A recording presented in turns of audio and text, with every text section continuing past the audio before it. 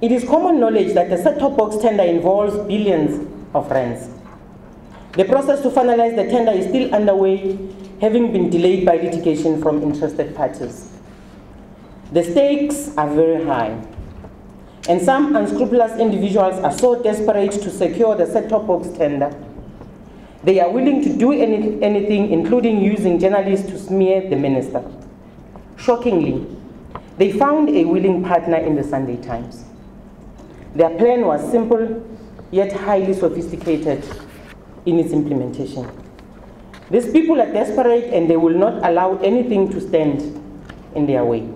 My responses to all Sunday Times questions since day one have never been taken into account in the 10 months of this smear campaign.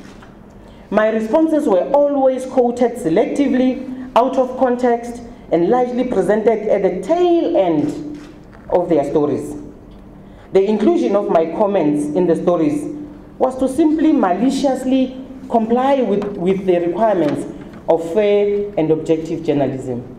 It was never meant to give me an opportunity to respond. Don't you think that it is a bit curious that my first and only meeting with Wa Africa, who is supposed to be an objective investigative journalist, was convened by business people who have submitted a bid for a tender in my department?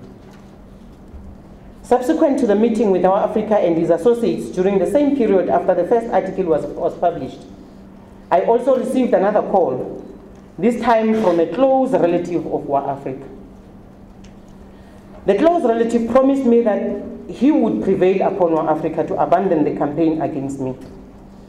There were many unsuccessful attempts by this close relative to secure a meeting with me.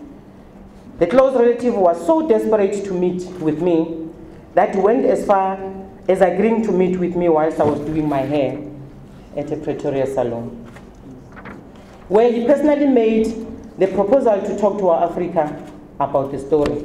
Because again, Wa Africa had shown this relative that he was going to write an article that weekend. This close relative also went as far as to propose love to me.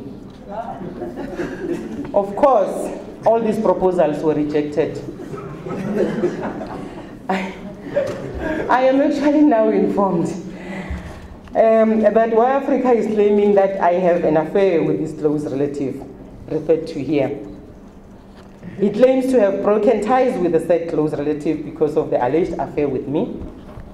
He says it was during a family meeting where it was decided that because of his alleged affair, the close relative must not call him or contact him despite their close relationship. He claims I have enjoyed this affair with his relative for the past 4 years.